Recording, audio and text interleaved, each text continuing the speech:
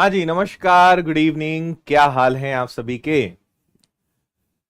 Abhilash, Shivam, Ruby, किरण, सुनील, शिवम, अक्षत, Nikita, dream queen, विनय, निधि, श्रद्धा, Naval Singh, rock star, अमन यादव। कैसे हो आप सब लोग? विनय, पलक, शिवजीत। चलिए, तेजी से आपके नाम जा रहे हैं। क्या हाल है? आज मैं आपको एक चैप्टर पढ़ाने वाला हूं और इस चैप्टर का नाम है सांख्यिकी। ये चैप्टर एग्जाम के लिए काफी इंपॉर्टेंट है, चाहे एसएससी का एग्जाम हो, रेलवे का एग्जाम हो, हर जगह आपको इसके क्वेश्चंस देखने को मिलेंगे, है ना। तो आज देखो, सांख्यिकी में काफी सारी चीजें होती हैं। अगर आप एप्लीकेशन पे हैं तो आपको ये सब पढ़ाया ही है मैंने। यूट्यूब पर भी मैंने इसकी कुछ क्लासेस ली हैं। हालांकि इतना सब हम एक क्लास में कवर नहीं कर पाएंगे। अगर आपको लगता है कि हाँ पूरा कवर करना है तो हम इसको 2-3 सेशंस में कर लेंगे। आप मुझे बताइएगा आज के सेशन को पूरा होने के बाद कि आप चाहते हैं तो इसको हम और सेशंस में कवर करेंगे। आज हम सबसे पहले स्टार्ट करेंगे माध्य से। माध्य को खत्म करेंगे, माध्य के बाद माध्यिका पे चलेंगे, माध्यिका के बाद फिर बहुलक पे चलेंगे, बहुलक के बाद फिर प्रसरण पे चलेंगे। ये तो इतना मुझे लगता है कि इतना तो आज हम कर लेंगे। फिर मानक विचलन, जिसको स्टैंडर्ड डेविएशन कहते हैं, और प्रसरण पे भी नहीं जा पाएंगे हम, एक्चुअल में परिसर यानी रेंज पे जा पाएंगे। तो स्टैंडर्ड डेविएशन और ये जो स्टैंडर्ड डेविएशन और वेरियांस जो होता है, प्रसरण और मानक विचलन, इस पर देखते हैं कि आज हमारे पास कितना समय है, कितना हम कर पाते हैं, है ना। एकदम जीरो लेवल से पढ़ेंगे, बेसिक लेवल से पढ़ेंगे। आपने पहले इस चैप्टर को नहीं भी पढ़ा है तब भी आपको कोई दिक्कत नहीं आएगी। बहुत अच्छे तरीके से आपको सारी बातें क्लियर होंगी, समझ में आएगी, है ना। चलिए, तो यही चीजें हैं। इंग्लिश में क्या बोलते हैं? माध्य का मतलब होता है मीन, माध्यिका का मतलब होता है मीडियन, बहुलक का मतलब होता है मोड, परिसर का मतलब होता है रेंज। पहले आपको ये चार चीजें क्लियर होनी चाहिए। इनका मैं आपको थोड़ा सा मतलब समझाता हूं। जैसे माध्य है, तो माध्य का मतलब इंग्लिश में मीन होता है, लेकिन हमारी भाषा में, अपनी देसी भाषा में आपको याद रखना है कि यह अपने आप में औसत है। ये अपने आप में क्या है? औसत है, एवरेज है। माध्यिका पे अगर हम जाएंगे तो माध्यिका का मतलब होता है जो एकदम मध्य में हो। माध्यिका मतलब जो मध्य में हो। ऐसे छोटे से वर्ड से आप याद रखोगे ना तो कभी कंफ्यूजन नहीं होगा। माध्य यानी औसत, एवरेज। माध्यिका यानी जो मध्य में हो। बहुलक का मतलब होता है जो बहुत बार आए। जो बहुत बार आए उसे हम क्या कहते हैं? बहुलक कहते हैं, है ना। परिसर का मतलब होता है रेंज, और रेंज मतलब होता है सबसे बड़ी संख्या में से सबसे छोटी संख्या को घटाना। इन दोनों के बीच में जो अंतर मिलेगा उसी को रेंज कहते हैं। बस इतनी सी बात है, ठीक है। अगर आपने यही समझ लिया मतलब आपने चैप्टर की मेन आत्मा को पकड़ लिया। फिर से एक बार समझा रहा हूं। माध्य का मतलब इस चैप्टर में होता है औसत। माध्यिका यानी मीडियन का मतलब होता है जो एकदम मध्य में हो। बहुलक का मतलब होता है जो बहुत बार आए, बार बार आए। और परिसर यानी रेंज यानी सबसे बड़ी संख्या और सबसे छोटी संख्या का अंतर। क्लियर है इतनी बात? सबको समझ में आ गई? हाँ, अभी मैं आपको इनको क्वेश्चंस के माध्यम से समझाऊंगा, ज्यादा अच्छा रहेगा, है ना। बाकी प्रसरण, स्टैंडर्ड डेविएशन, ये दोनों आपस में कनेक्टेड हैं। क्या है, कैसे हैं, इसको मैं आगे आपको समझाऊंगा, है ना। और छोटी सी जानकारी दे दूं, उसके बाद हम प्रश्न पे चलेंगे। रेलवे का बैच कल आखिरी दिन है। कल तक आप और 799 में ले सकते हैं। कल के बाद फीस बढ़ जाएगी, आप बाद में फिर मत कहना, है ना। तो रेलवे का कंप्लीट बैच, 11 टीचर्स की team, NTPC, group D, RPF, LP technician, सारी परीक्षाएं इसमें कवर होंगी। और लाइव क्लासेस बाद में देखने के लिए recorded lectures, notes, material, mock test, सब कुछ इंक्लूड है। आप चाहते हैं कि पूरे रेलवे बैच के साथ मेरा मैथ्स का कोर्स आपको मिल जाए तो 999 में आप ले सकते हैं। कल होली का ऑफर खत्म हो रहा है, कल तक आप चाहें तो ले सकते हैं, आपके पास बहुत अच्छा मौका है ना। और ऑफलाइन पढ़ना है, इंदौर आके पढ़ना है, तो उसमें भी आपको ऑफर है। इंदौर आकर आप ऑफलाइन भी पढ़ सकते हैं। और विनर्स के विद्यार्थियों के लिए सारे कोर्सेज पर OFF कूपन कोड का यूज करेंगे, एक्स्ट्रा 10% का आपको डिस्काउंट मिलेगा। चलिए भाई, अब आते हैं अपने प्रश्न पर। तो सबसे पहले हम किस पर आ रहे हैं? सबसे पहले हम आ रहे हैं माध्य पर। माध्य मतलब मीन, और जैसा मैंने कहा कि ये कुछ नहीं है, सिर्फ औसत है। क्या है ये? औसत है। आपको सिर्फ और सिर्फ औसत पता लगाना है, एवरेज पता लगाना है। बाकी इसमें भी टाइप्स हैं, उसको भी हम समझेंगे। तो आपको औसत का तो पता ही है, समस्त आंकड़ों का योग बटे समस्त आंकड़ों की संख्या। 1 2 3 4 5 6 7 8 9 10, आप सभी को जोड़ो, है ना। आपके पास है 82, फिर है 60, फिर है 62, फिर है 63, फिर है 78, फिर है 75, फिर है 86, फिर से 75, फिर है आपका 91 और लास्ट में 46। और सबको जोड़ने के बाद किसका भाग देना है? सबको जोड़ने के बाद 10 का भाग देना है, डिवाइडेड बाय 10। बस इतना सा काम करना है। बता दो मुझे जल्दी से। वेरी गुड, दो लोगों ने अभी आंसर दिए हैं, उसमें हैरी का आंसर बिल्कुल ठीक है। हैरी, आपका आंसर करेक्ट है भाई। हम्म।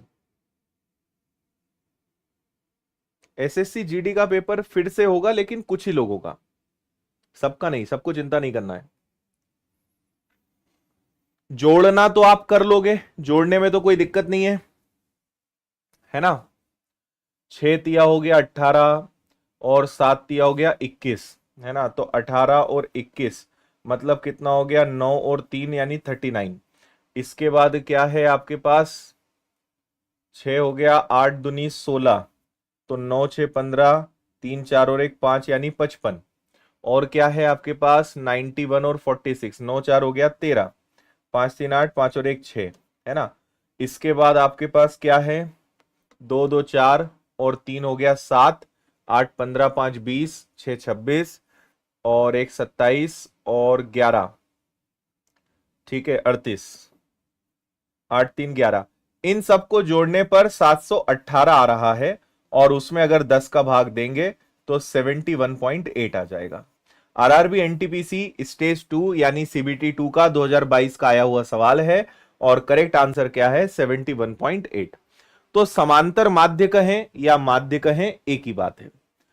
समस्त आंकड़ों का योग बटे समस्त आंकड़ों की संख्या, सबको मैंने जोड़ा तो 718 आया, और 10 से मैंने भाग दिया तो 71.8 आया, 71.8 आया। This is your answer, 71.8, 71.8। ठीक है, काफी सिंपल है, कोई दिक्कत वाली बात नहीं है। अगले पे चलते हैं अपन।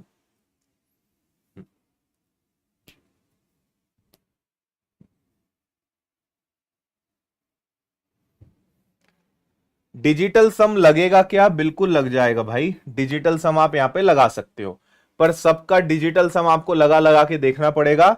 बाकी हां, अगर आपको डिजिटल सम आता है तो बिल्कुल इसमें डिजिटल सम लगा लो, पर एक बार बस ऑप्शंस को देख लेना कि योग सेम तो नहीं है, बाकी डिजिटल सम लग जाएगा इसमें। चलिए अगला क्वेश्चन है। 10 4 1 15, फिर 15, फिर x 12 और 14 का माध्य 10 है। इन सब का माध्य क्या है? इनका माध्य 10 है। तो x के बारे में आपको पता लगाना है कि जो एक नंबर यहां पे मिसिंग है, एक छुपा हुआ है, वो नंबर कौन सा है, वो हमें पता लगाना है। तो देखिए 1 2 3 4 5 6 7 8, आप किससे भाग देंगे भाई? 8 से भाग देंगे, ठीक है। 8 से आपने भाग दिया, और अब आराम से पता लगा लोगे, ठीक है। ये 8 चला जाएगा यहां, इसका गुणा हो जाएगा इस तरफ, तो 10 और 8 कितना हो जाएगा? 80। यहां पे इन सबको आप जोड़ेंगे, एक्स तो अलग हो जाएगा। अब सबको जोड़कर देखो क्या आ रहा है, तो वो भी बड़ा आसान है। 15 और 15 हो गया 30, 1 2 मतलब हो गया कितना? 26 और 4 30 यानी 60, 70 और 71। इन सबको जोड़ने पे 71 आ रहा है। 71 गया, तो जो नंबर मिसिंग है वो क्या है? 9 है। 9 आपके प्रश्न का आंसर है, ऑप्शन डी 9। ओके,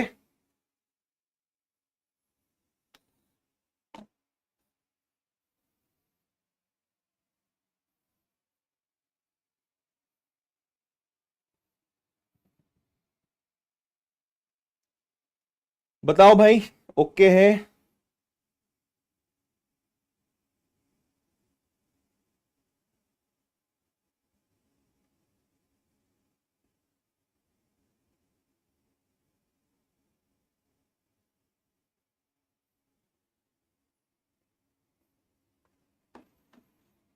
चलो,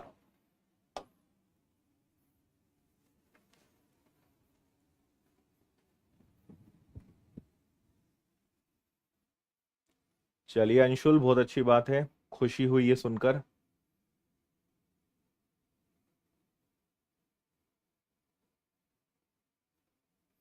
हम्म, अनुज बढ़ जाएगी भाई, मत टेंशन लो वैलिडिटी का। क्यों इतनी छोटी छोटी चीजों का टेंशन लेते हो? बढ़ जाएगी। एक साल आने में अभी 1 साल बचा है, ठीक है? और उसके बाद और तुम्हें 6 महीने मिल जाएंगे। एक्स इज ग्रेटर देन 0, तो आपसे कहा है कि भाई इस सब का माध्य 30 है, एक्स का मान ज्ञात करिए। ये आपका है 22.5, फिर आपके पास है 56, फिर आपके पास है 42.5, फिर आपके पास है 2x+1, फिर आपके पास है x-2, फिर आपके पास है 3x, और फिर आपके पास है 36। और इन सब का जो माध्य है ना, वो कितना है? 30 है। 1 2 3 4 5 6 7, तो आप किससे भाग देंगे? 7 से। और इन सब का माध्य कितना है? 30 है। तो मुझे नहीं लगता है कि इसमें कुछ ऐसा है जो आप नहीं बता सकते। हम्म। मुकुल, मेरी ईमेल आईडी है adityapatel winners@gmail.com, इस पर मुझे मेल कर दो, या 8889995567 व्हाट्सएप नंबर है, उस पर भेज दो। मुकुल कौशिक।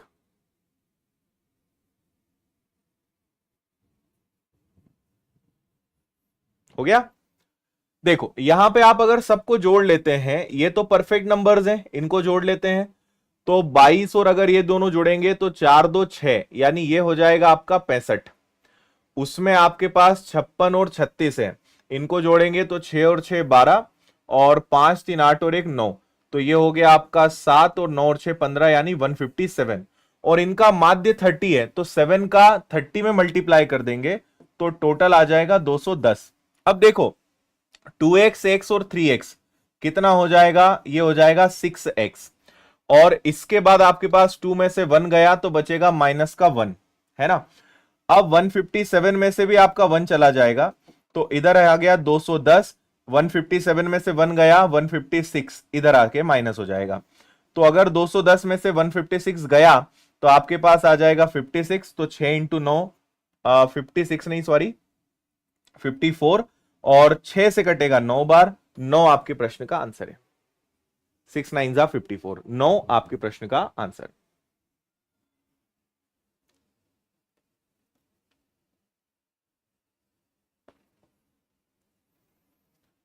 आया सभी को समझ में? देखो हमने इनको, इन चारों को जोड़ा तो 157 आया। 2x, x और 3x हो गया आपका 6x, और -2 में से 1 गया तो माइनस का 1, और 7 और माध्य 30 है, तो 7 इंटू 30 हो गया 210 सबका योग। 157 में से 1 गया 156, उधर जाके माइनस हो गया। 210 में से 156 गया 54, x की वैल्यू कितनी आ गई? 9। 9 इज योर आंसर।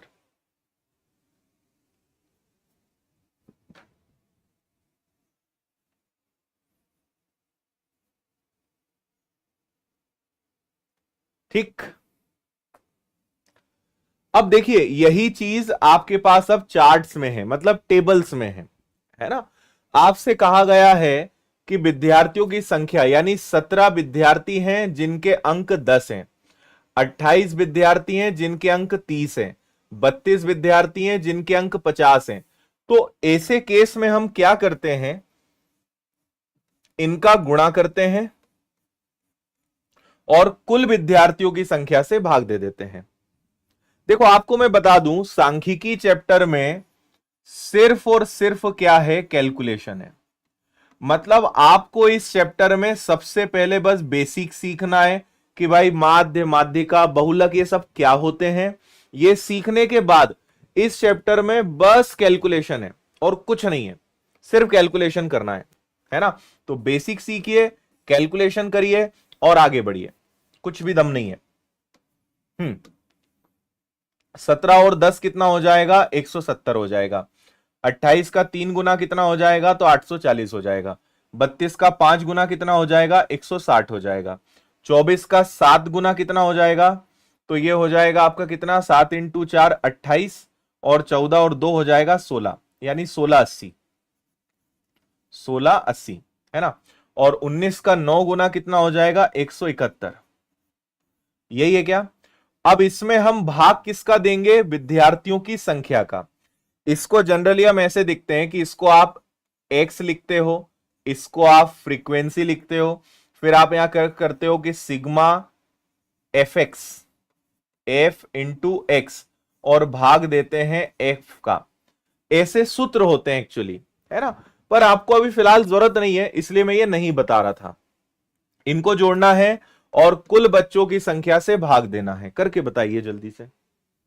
आपका मेजर काम तो मैंने ही कर दिया।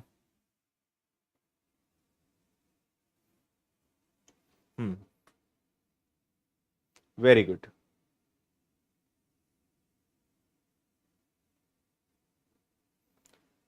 50 आंसर कई सारे लोगों का आ गया है, और 50 के अलावा कुछ और दिख भी नहीं रहा है, मतलब 50 के होने की भरपूर संभावना है। हम्म। अच्छा, आज आप लोगों ने देखा कि नहीं, आज हमने रेलवे का एक सेमिनार डाला है।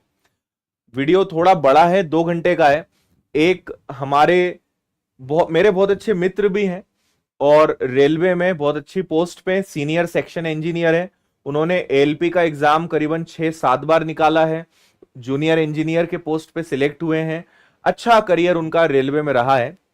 उनको हमने विनर्स बुलाया था और ऑफलाइन के सारे विद्यार्थियों से मिलवाया था, और रेलवे की वर्किंग क्या होती है, क्या काम करना होता है, सैलरी कितनी मिलती है, सुविधाएं क्या क्या मिलती हैं। बहुत काम का वीडियो है।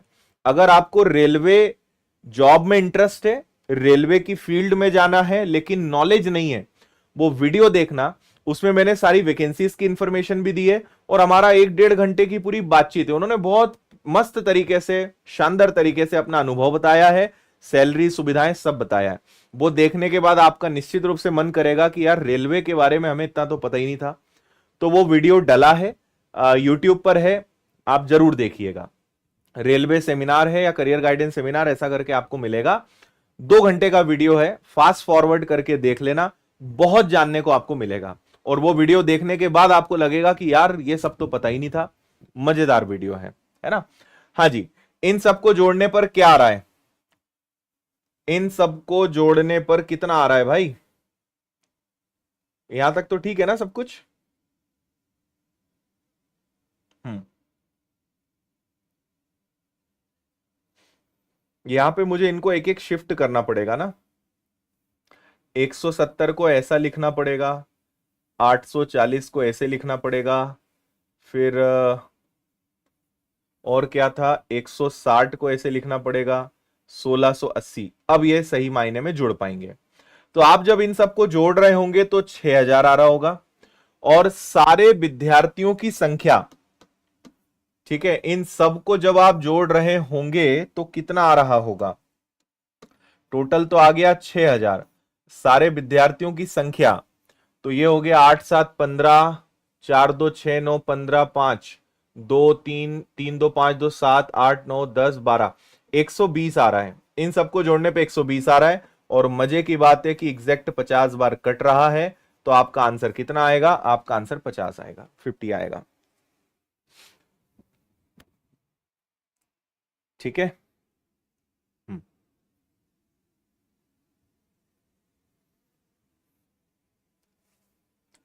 कहां पे 1 जीरो मैंने कम लगाई है क्या? 32? अच्छा हाँ सॉरी, यहां पे 1600 कर लेना आप, है ना।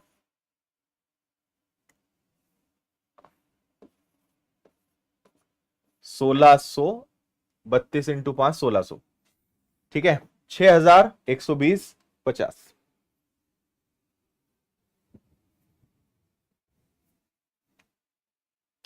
कल मैंने 8 बजे एक सेशन रखा है, जैसे एक हमारे कोई विद्यार्थी कह रहे हैं इंग्लिश के लिए क्या स्ट्रेटेजी रखें, कल 8 बजे हम थोड़ा स्टडी प्लान पे बात करेंगे। अगर आपको कल पढ़ाई नहीं करेंगे तो कल मैं आपको बताऊंगा कि कैसे पढ़ना चाहिए। मैथ्स हो गया, रीजनिंग हो गया, जीएस हो गया, साइंस हो गया, इन विषयों को मजबूत कैसे करें, है ना। फिर एक रूल होता है एलआरपी, रिवीजन, है ना, रिवीजन कैसे करें, नोट्स कैसे बनाएं, प्रैक्टिस कैसे करें। तो कल अगर आपको ये चीजें जानने में इंटरेस्ट है कि पढ़ाई करने का तरीका क्या होना चाहिए, कितने घंटे पढ़ना चाहिए, टाइम टेबल कैसे बनाना चाहिए, क्लासेस अटेंड करें तो उसको कैसे मैनेज करें, इन सब के बारे में कल हम बात करने वाले हैं। तो कल 8 बजे यही सेशन रहेगा लाइव, आप लोग चाहें तो आ सकते हैं। चलो भाई, अब यहां पर देखो इन्होंने वर्ग दे दिया है, यानी एक प्रकार से एक रेंज हमें दे दी है कि 0 से 10 के बीच में, 0 से 10 के बीच में 8 बच्चे हैं, 10 से 20 के बीच में 10 बच्चे हैं, 20 से 30 के बीच में के बच्चे हैं, 30 से 40 में 6 बच्चे हैं, 40 से 50 के बीच में 12 बच्चे हैं, और सबका माध्य कितना है, सबका माध्य 26 है। तो पहले तो एक चीज ये समझ लेना कि जब भी रेंज आती है तो इनका आधा करते हैं, मतलब बीचों बीच लेते हैं। 0 और 10 के बीच में क्या आता है 5, 10 और 20 के बीच में क्या आता है 15, 20 और 30 के बीच में क्या आता है 25, 30 और 40 के बीच में क्या आता है 35, 40 और 50 के बीच में क्या आता है 45। तो आप इनका गुणा करेंगे, इनका गुणा आप करेंगे और प्रश्न को सॉल्व करेंगे। समझ में आया। अगर डायरेक्ट दे दिया है कि भाई 10 है 30 है तो गुणा कर दो। अगर आपको वर्ग अंतराल दिया हुआ है ना, इस प्रकार से एक रेंज दी हुई है, तो आपको क्या करना है, आधा करना है। आप ऐसे भी कर सकते हो कि 0 और 10 को जोड़ के आधा कर दो, 10 और 20 को जोड़ के आधा कर दो, 20 और 30 को जोड़ के आधा कर दो, ऐसे आप कर सकते हो, है ना भाई। तो 5 आएगा, 15 आएगा, 25 आएगा, 35 आएगा, 45 आएगा। अब इसको आप करेंगे तो 8 और 5 का गुणा करेंगे 40, 15 और 10 का गुणा करेंगे 150, 25 और के का गुणा करेंगे तो इसको मैं अलग से लिख देता हूं 25 प्लस 25 के, 35 का 6 गुना करेंगे तो ये आएगा आपका 210, 45 का 12 गुना करेंगे तो 12 चौक 48 और 12 पंजे 60, यानी 540। सबको जोड़ लीजिए तो ये 0 आ गया, 5 4 9 10 और 4 14 का 4, कैरी 1 हो गया, 5 2 7 8 और 1 9, 940 हो गया। सबको जोड़ने पर 940 आ रहा है, तो मैं इसको लिखूंगा 940 प्लस 25 के। ठीक है। अब इस सब में हम भाग किसका देंगे, बारंबारता का। बारंबारता को इंग्लिश में बोलते हैं फ्रीक्वेंसी, और भाग हमेशा फ्रीक्वेंसी का देते हैं, भाग हमेशा बारंबारता का देते हैं, यह ध्यान रखना। ठीक है।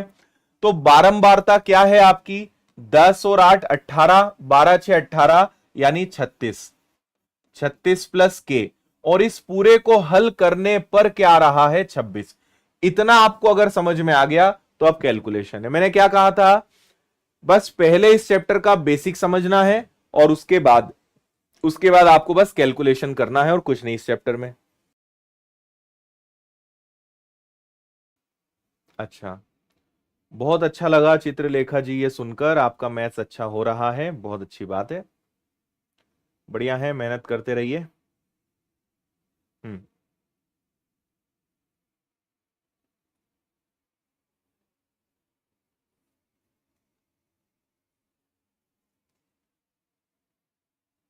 ओके, ठीक है। अब इसको हम सॉल्व करेंगे तो देखो, इस 26 का गुणा इसमें होगा, ये आपका 940 ही रहेगा, ये आपका 25 ही रहेगा।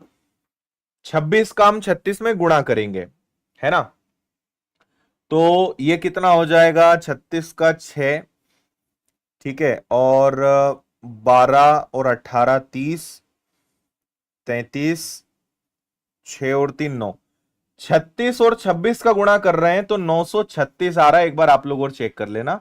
और 26 का के में गुणा करेंगे तो ये आएगा 26 के। 26 का गुणा मैंने दोनों में करा, 940 में से 936 गया तो 4 बचा, 26 में से 25 गया तो एक बार के बचा, तो के की वैल्यू 4 आ रही है। आरआरबी एनटीपीसी का सवाल था ये। समझ में आया? तो k की जगह क्या आना चाहिए? k की जगह 4 आना चाहिए, ये मिसिंग था, ये हमें निकालना पड़ा। 8 + 10 + 6 + 12, इन सबको जोड़ने पे आया 36, लेकिन k हमें नहीं पता, इसलिए 36 + k, और 36 + k से भाग देंगे इस पूरे के योग में, तो कितना आएगा? माध्य 26 आएगा, इन्होंने बोल कर रखा था, तो इसलिए हमने इसको सॉल्व किया एंड k की वैल्यू कितनी आ गई? k की वैल्यू 4 आ गई। 4 इज योर आंसर।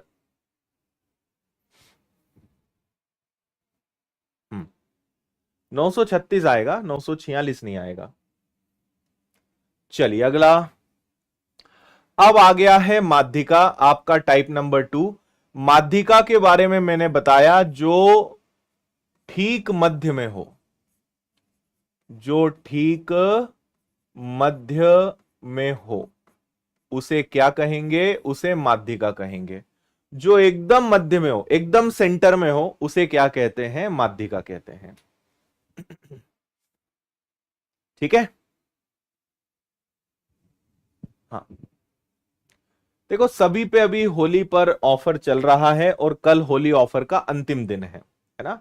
आप चाहें तो जुड़ सकते हैं। आज क्योंकि मैं रेलवे की क्लास ले रहा हूं, तो मैं केवल आपको रेलवे बैच का बताऊंगा, लेकिन महिला सुपरवाइजर हो, एसएससी हो, बैंकिंग हो, एमपीएसआई हो, मेरा मैथ्स का कोर्स हो, रीजनिंग का हो, पीएससी का हो, सब पे ऑफर चल रहा है। कल के बाद, कल तक ऑफर है, कल के बाद फीस बढ़ जाएगी, तो आपकी जो इच्छा है वो कोर्स लेकर जुड़ जाइए, पढ़ाई शुरू कर दीजिएगा, है ना? आखिरी में मैं आपको बाकी जानकारी दूंगा। देखो सबसे पहले क्या होता है, माध्यिका का पहला रूल है कि आपको इनको आरोही क्रम में लिखना होता है। आरोही क्रम, जिसको इंग्लिश में कहते हैं असेंडिंग ऑर्डर, और हम इसको अपनी भाषा में क्या कहते हैं? बढ़ते क्रम, जो हम बचपन से पढ़ते आए हैं। आपको पहले इसे बढ़ते क्रम में अरेंज करना है और फिर देखना है कि एकदम मध्य में क्या आता है ना? इसके फॉर्मूले भी होते हैं, पर मैं आपको बिना फॉर्मूले के भी बता दूंगा। इसके अलग अलग फॉर्मूले हैं, उसको छोड़ो, अभी आप इनको आरोही क्रम में जमाओ। आरोही क्रम यानी सबसे छोटा सबसे पहले, तो सबसे छोटा क्या आ जाएगा? 11। 11 के बाद क्या है? 11 से बड़ा दिख रहा है मुझे 15, 15 से बड़ा दिख रहा है मुझे 17, ये देखो, नहीं 16 है यार, 16 है, 16 भी है, फिर 17 भी है, और फिर 18 भी है ना? 16 हो गया, 17 हो गया और 18 हो गया। 18 के बाद मुझे सीधा दिख रहा है 22, और 22 के बाद मुझे दिख रहा है 33। देखो 22 है, 22 के बाद 33 है, 33 के बाद मुझे दिख रहा है 51, 51 के बाद दिख रहा है मुझे 71, और उसके बाद दिख रहा है 75। 51, 71 और 75। तो मैंने सभी आंकड़ों को बढ़ते क्रम में अरेंज कर दिया, है ना? असेंडिंग ऑर्डर में अरेंज कर दिया। अब मुझे चाहिए कि भैया एकदम मध्य में कौन है, ठीक बीचों बीच कौन है? 1 2 3 4 5 6 7 8 9 10। अब अगर मेरे पास 10 आंकड़े हैं तो 4 इधर गए, 4 इधर गए, बीचों बीच ये दोनों फंस गए, है ना? अब इन दोनों के भी मध्य में क्या है? तो इन दोनों के मध्य में, यानी दोनों को जोड़ के आधा कर दो, तो 2 3 4, इनको जोड़ने पे आएगा 40, और 40 का आधा कर दोगे तो कितना आ जाएगा? 20। तो आपकी माध्यिका क्या कहलाएगी? 20 कहलाएगी। 20 आया समझ में? जो एकदम मध्य में हो, मैं आपको एक और एग्जांपल देता हूं, सुनना। जैसे मैंने कहा 1 2 3 4 5, 1 2 3 4 5 की माध्यिका क्या होगी? तो हम कहेंगे 3। जो बीचों बीच में आए वो माध्यिका हो गई, ठीक है? पर अगर 6 भी आ जाए तो क्या करें? अब क्या होगा कि भाई 2 नंबर इधर है, 2 नंबर इधर है, जो बीच में दोनों फंस रहे हैं उन दोनों को जोड़ के आधा कर दो, तो आपकी अब माध्यिका क्या हो जाएगी? आपकी माध्यिका हो जाएगी 3.5, 3.5। लॉजिक समझ में आ गया? तो इसके फॉर्मूले पे नहीं जाते, इसी से काम हो जाएगा। फंसोगे तो फॉर्मूला देख लेंगे अपन। अगला है कि ये जो आंकड़े दिए हैं इसकी परास और माध्यिका निकाली है। देखो परास आपको मैं बताया था, रेंज बोलते हैं परास को, और कुछ नया नहीं है उसमें। और नीचे आपको निकालना है मीडियन, और मीडियन मतलब क्या होता है, मीडियन मतलब होता है माध्यिका। ठीक है, अब इसको समझते हैं कि यहां पे क्या है। तो आपको अलग अलग आंकड़े दिए हुए हैं, पहले तो इन्हें बढ़ते क्रम में अरेंज करो। तो सबसे छोटा कौन है, सबसे छोटा है 98।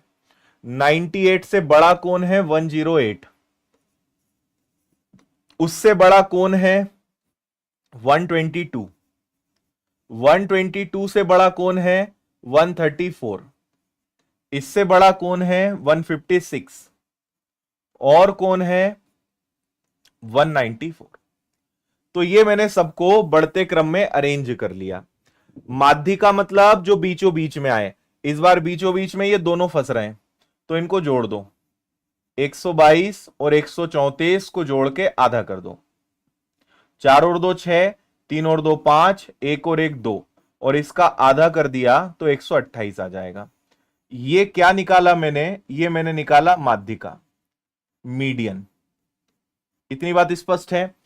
अब आपके मन में आएगा कि सर परास मतलब क्या, रेंज मतलब क्या। अब मैं आपको वो सिखाता हूं, परास यानी रेंज। और आपको मैं याद दिलाता हूं, मैंने आज की क्लास की शुरुआत में ही बताया, ये देखो, रेंज या परिसर या परास भी इसी का नाम है। सबसे बड़ी और सबसे छोटी संख्या का अंतर रेंज कहलाता है।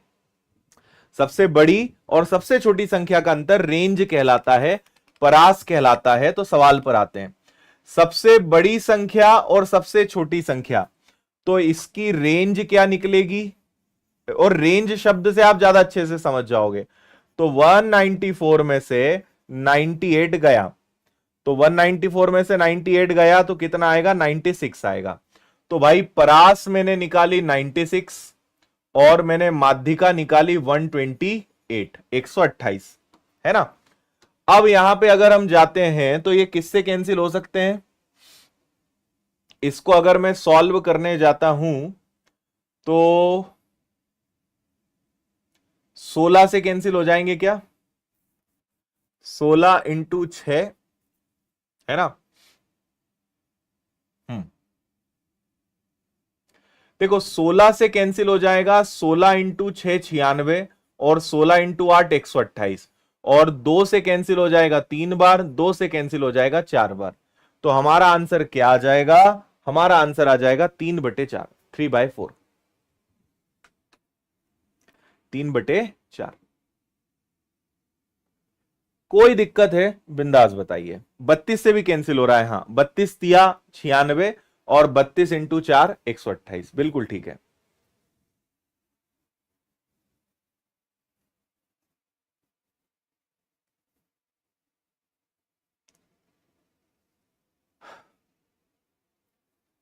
नाइन्टी एट नहीं, 96 ही आएगा ना। 194 में से अगर 98 जाएगा तो 96 से तो आएगा। तो आप रेंज भी सीख गए, माध्य सीख गए, माध्यिका सीख गए, रेंज सीख गए, है ना। हम्म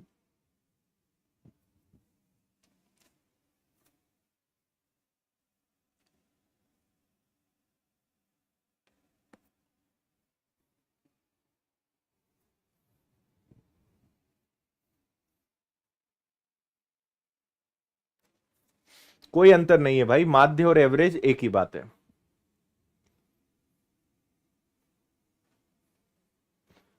क्लास डेली लेना सर, शैलेंद्र बोल रहे हैं। शैलेंद्र हम तो ले लें यार, लेकिन आज की युवा पीढ़ी जो है पढ़ने में ध्यान ही कहाँ है। देश में हमारी समस्या क्या है कि जब एग्जाम सर पे आ जाएगा, जब एग्जाम बस 1 महीने बाद होगा, तब आप देखो यूट्यूब पे क्या बाढ़ आती है। समस्या क्या है आज के जमाने में, है ना, पूछा है शैलेंद्र ने, इसलिए मैं बता रहा हूं। समस्या आज के जमाने में सिर्फ इतनी है कि हम पहले से मेहनत करना ही नहीं चाहते। मतलब मैक्सिमम लोगों की मैं बता रहा हूं, 100 में से 90 लोग ऐसे हैं कि इतनी धीरे गाड़ी चल रही है उनकी, कभी पढ़ लिए, कोर्स लेके रख लिया, किताबें खरीद ली होगी, कोर्स लेके पटक लिया होगा, 2-2 3-3 ले लिए होंगे, है ना। यूट्यूब पे 10-20 चैनल सब्सक्राइब करके रख ली होगी, टेलीग्राम पे 50 ग्रुप ज्वाइन कर लिए होंगे, सब तैयारी करके बैठे हैं, बस पढ़ाई नहीं चल रही, पढ़ा नहीं जा रहा है, बाकी तो सब बढ़िया चल रहा है ना। और यही दिक्कत है, 100 में से 90 लोग यही हैं कि सब कर रहे हैं लेकिन बस पढ़ाई नहीं कर रहे, बाकी सब बढ़िया चल रहा है ना।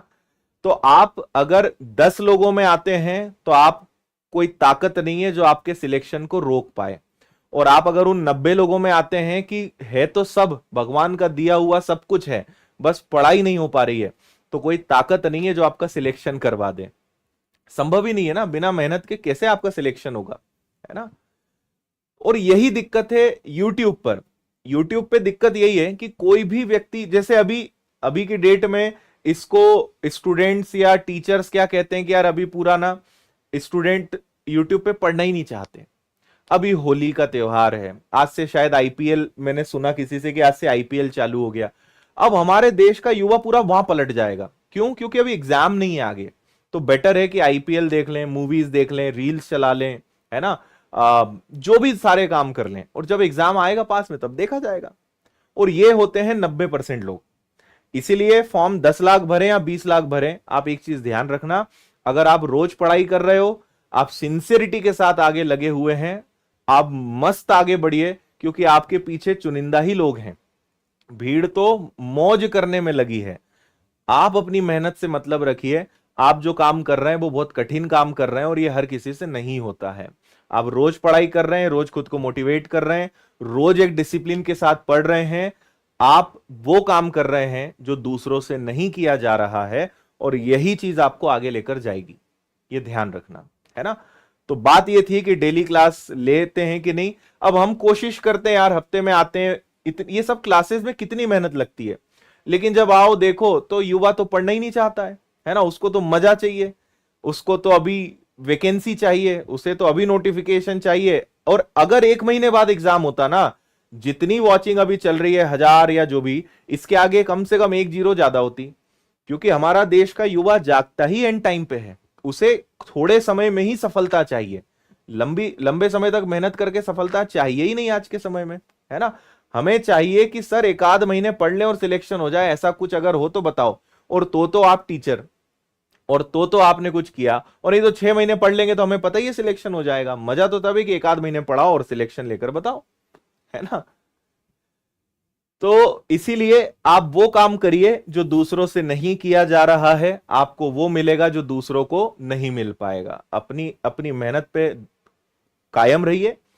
त्योहार, बीच बीच की रुकावटें इस प्रकार की आती जाती रहेंगी, भविष्य बनाने का समय बार बार नहीं मिलेगा, ये हमेशा ध्यान रखिए। इसलिए लगे रहिए, छोड़िए मत, अच्छा डिसिप्लिन रखिए, और बिल्कुल मत देखिए कि कोई पढ़ रहा है या नहीं पढ़ रहा है ना। समय बताएगा, वक्त बताएगा, आपकी मेहनत का जो फल है वो वक्त देगा। इसीलिए एग्जाम, अगर भाई चिंता आपको ये होनी चाहिए कि यार 6 महीने बाद एग्जाम है, 8 महीने बाद एग्जाम है, कम से कम है तो पता तो चल गया। और देखो आज की आप कितने तैयार हो, एक पेपर उठाओ, देखो कितने नंबर आ रहे हैं, तब पता चलेगा कि अपनी औकात क्या है, अपनी स्थिति क्या है। बनता कुछ नहीं है, 100 में से 10 नंबर नहीं आ रहे, लेकिन पढ़ने में मन ही नहीं लग रहा है, क्यों? क्योंकि एग्जाम में भी बहुत समय है। तो ये है भाई अपने देश का हाल, है ना। आगे चलते हैं। 48 के सभी धनात्मक गुणनखंडों की माध्यिका ज्ञात करो। अब ये जरा सा सवाल देखो, कितने सही समय पे सवाल आया है, जरा से सवाल में ट्विस्ट ला दिया, 90% लोग बोल्ड हो जाएंगे। मैं अभी भी 90% लोग का ही बोल रहा था, जो आग लगने पे कुआं खोदते हैं, सब मरेंगे इस सवाल में, किसी से नहीं बनेगा। वो जो 10% मेहनती लोग हैं, 10% जो फोकस्ड लोग हैं, डिसिप्लिन से चलने वाले लोग हैं, वो इसका मतलब समझ जाएंगे। हमारे देश में पता नहीं युवाओं को किस बात का अहंकार है, किस बात का घमंड है, उन्हें यही नहीं पता है कि धनात्मक गुणनखंड क्या होते हैं। लेकिन आप बात करो तो ऐसा लगता है वो बताएंगे कि सर सब आता है हमें, आप तो बताओ क्या। धनात्मक गुणनखंड नहीं पता है, बातें बड़ी बड़ी करते हो। अभी गुणनखंड का मतलब नहीं पता है तुम्हें, 48 के गुणनखंड क्या होंगे अभी देखो जरा, है ना।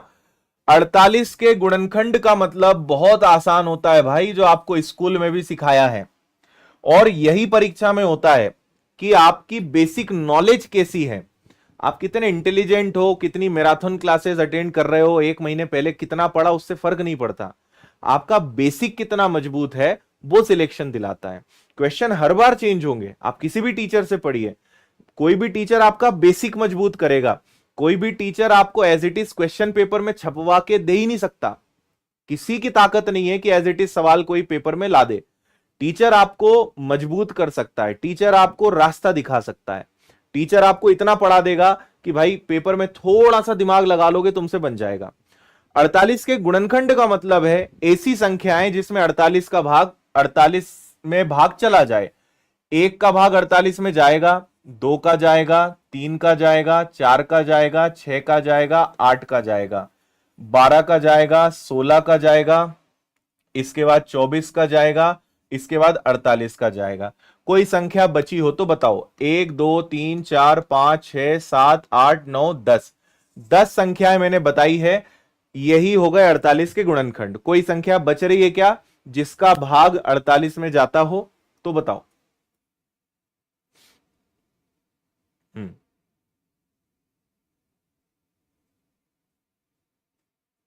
सही है। अब यहां पर समझना, ये आपके 10 नंबर हो गए, इनकी माध्यिका ज्ञात करो। भाई ये ऑलरेडी बढ़ते क्रम में अरेंज हैं, बस इतना से ही काम था। अगर आपको ये दे देते तो माध्यिका कोई भी निकाल लेता, उन्होंने बस इतना सा बोल दिया कि धनात्मक गुणनखंड। अब ये नंबर सिस्टम में एक चैप्टर होता है गुणनखंड, जो मैं हमेशा पढ़ाता हूं। गुणनखंड का मतलब पता होता तो कोई दिक्कत ही नहीं थी। 10 संख्याएं हैं, 4 इधर गए, 4 इधर गए, बीच में आ गए 6 और 8, 6 और 8 को जोड़ के आधा कर दो, 6 और 8 हो गया 14, 14 का आ गया होगा 7। अब बताओ मुझे कि क्या यह सवाल कठिन था? ईमानदारी से बताओ, कठिन था क्या? नहीं था। 12 लिखा हुआ है यार, 12 लिखा तो है यहां पे, समझ गए? गुणनखंड मतलब वो नंबर्स जिसमें 48 का भाग चला जाए, है ना, जिससे 48 में आप भाग दे सकें। बीचों बीच में आ रहे हैं 6 और 8, 6 और 8 14, 14 का आधा कितना हो गया 7। आपका आंसर आ गया 7। 7 इज योर आंसर। और अभी जो मैंने 5 मिनट बात करी है, कल 1 घंटे इसी टॉपिक पे बात करने वाला हूं कि क्या ऐसी गलतियां आप कर रहे हो जिस कारण आपका सिलेक्शन नहीं होता। कल 1 घंटे का सेशन 8 बजे यही रखा है, जो मैंने कहा कि कल स्टडी प्लान, विषयों को कैसे मजबूत करना है, जो सिलेक्शन लेने वाले लोग होते हैं वो क्या आदतें उनकी होती हैं, क्या करना चाहिए क्या नहीं करना चाहिए, कल सब बातों पे हम बहुत अच्छी बात करने वाले हैं 1 घंटे। तो अगर आप हिम्मत है तो कल आ जाना, ना कान में से खून निकल जाए तो मुझे बोलना, वो हर कोई सहन नहीं कर पाएगा। मैं यार देखो बहुत सीधा सीधा बोलने में भरोसा रखता हूं, मैं कभी सपने नहीं दिखाता। मैं एक ही बात बोलता हूं, मेहनत करोगे तो सिलेक्शन हो जाएगा, नहीं कर पाओगे कोई कुछ नहीं कर सकता तुम्हारा। एकदम प्रैक्टिकल व्यवहारिक बातें करना पसंद करता हूं, सीधा सीधा बोलना पसंद करता हूं। कल 1 घंटे इसी पे बातचीत होगी, हिम्मत हो तो कल आ जाना, मतलब सुन लेना 1 घंटा, ठीक है। आरोही क्रम में व्यवस्थित आंकड़े हैं, इनकी माध्यिका 16 है, एक्स का मान ज्ञात करिए। इन्होंने पहले ही कहा कि भाई हमने जो लिखा है वो असेंडिंग ऑर्डर बढ़ते क्रम में सेट है। तो सबसे पहले क्या आएगा? सबसे पहले 7 आएगा, फिर क्या आएगा? 11 आएगा, फिर क्या आएगा? 12 आएगा, फिर क्या आएगा? फिर आएगा x माइनस वाई, फिर क्या आएगा? फिर आएगा x प्लस वाई, फिर क्या है 20, फिर क्या है 21, और फिर क्या है 29। और इसकी माध्यिका क्या है? इसकी माध्यिका 16 है, 16 kg है ना 16 ही है। तो माध्यिका का मतलब क्या है? मुझे दिख रहा है कि 3 नंबर्स इधर है, 3 नंबर्स इधर है, बीच में ये दोनों हैं। तो x माइनस वाई में x प्लस वाई को जोड़कर अगर मैं आधा करूंगा तो माध्यिका मिलेगी मुझे 16, ठीक है। प्लस और माइनस गया, 2x से 2 गया तो x की वैल्यू ही 16 है। 16 आपका आंसर है कि सर x का मान भी क्या है? x का मान 16 है।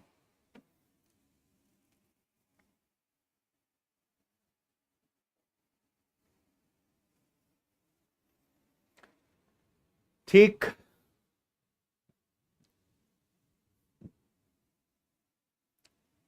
आया भाई समझ में सभी के? आंसर क्या आ जाएगा? 16। तो ये है माध्यिका की ताकत।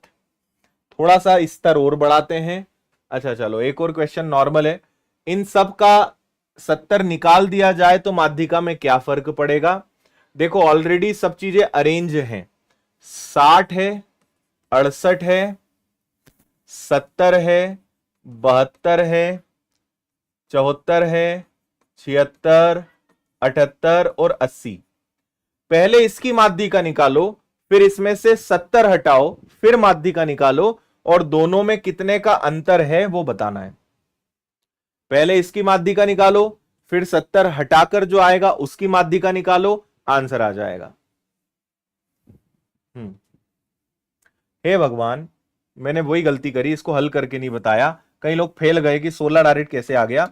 अरे x और x कितना हो गया भाई, 2x हो गया। यहां 2 है, बराबर में 16 है, 2 से 2 कट गया तो x का मान 16 ही तो आया। ये देख लो, अब ये हाल है तुम्हारे, फिर बोलते हो सर आप नाराज हो जाते हो। कैसे तुम पे नाराज ना हो, इतना मतलब कुटाई के पात्र हो तुम, इतनी कुटाई होनी चाहिए तुम्हारी कि x और x को जोड़ के 2x कैसे आया, तुम वो भी डाउट पूछ डालते हो। बहुत प्रसाद की जरूरत है तुम लोगों को। देखो भाई, 1 2 3 4 5 6 7 8, 3 इधर आएंगे, 3 इधर आएंगे। 72 और 74 को अगर जोड़ के आधा करोगे, और वैसे भी देखो इनके बीचों बीच क्या आता है, 73। सो फिलहाल माध्यिका क्या है, 73 है।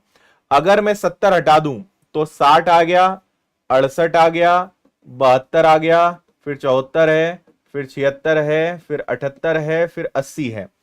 अब 3 इधर है, 3 इधर है, तो अब माध्यिका क्या है, अब माध्यिका 74 है। तो माध्यिका 73 से 74 हो गई, कितनी बढ़ गई, एक आपके प्रश्न का आंसर हो गया। कोनो दिक्कत?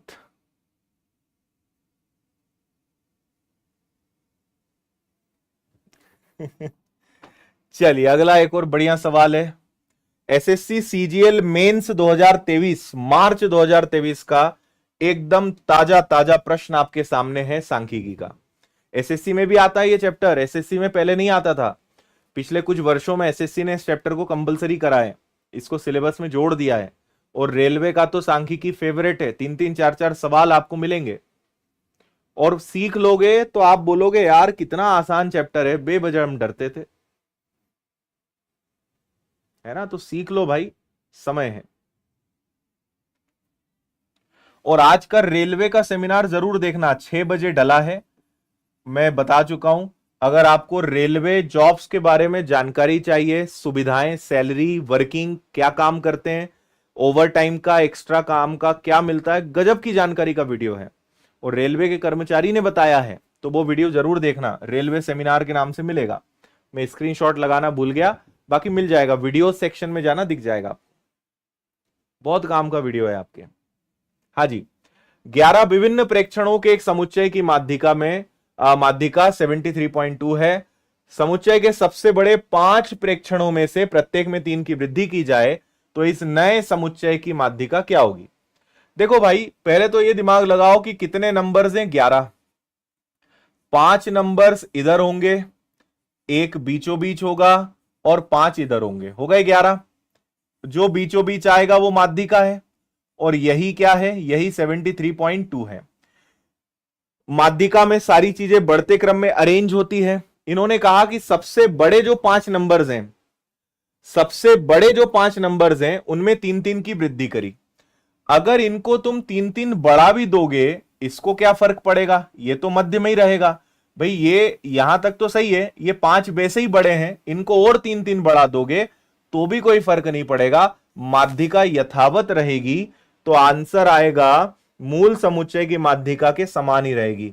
मीडियन में कोई चेंज नहीं आएगा, माध्यिका में कोई बदलाव नहीं होगा, क्योंकि आप माध्यिका के बाद के नंबर्स में चेंजेस कर रहे हो, उसके पहले के नंबर्स में कोई बदलाव नहीं कर रहे हो, कोई चेंज नहीं होगा।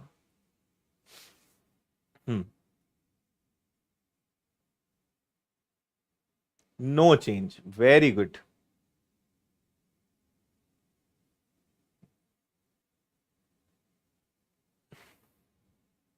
आया समझ में भैया, ऑलरेडी 6वें नंबर पे और ये सब वैसे ही बड़े हैं, और बड़ा कर दो, इनको क्या फर्क पड़ता है, माध्यिका आपकी ये सेम है क्योंकि नंबर उसके आगे के चेंज हो रहे हैं, है ना। चलिए अब इसके आगे हम आपको नेक्स्ट क्लास में समझाएंगे, क्योंकि यहां से फिर माध्यिका का सेकंड वर्जन चालू होता है ना। मैं अगली एक क्लास लेकर आऊंगा जिसमें माध्यिका का जो एडवांस लेवल है, इसके अलावा बहुत सारी चीजें अभी सीखने को, बहुलक है, माध्यिका बहुलक है, चीजें हैं। एक और क्लास करेंगे, उसमें माध्य विचलन, स्टैंडर्ड डेविएशन, प्रसरण, वेरियांस, सब चीजें सीखेंगे।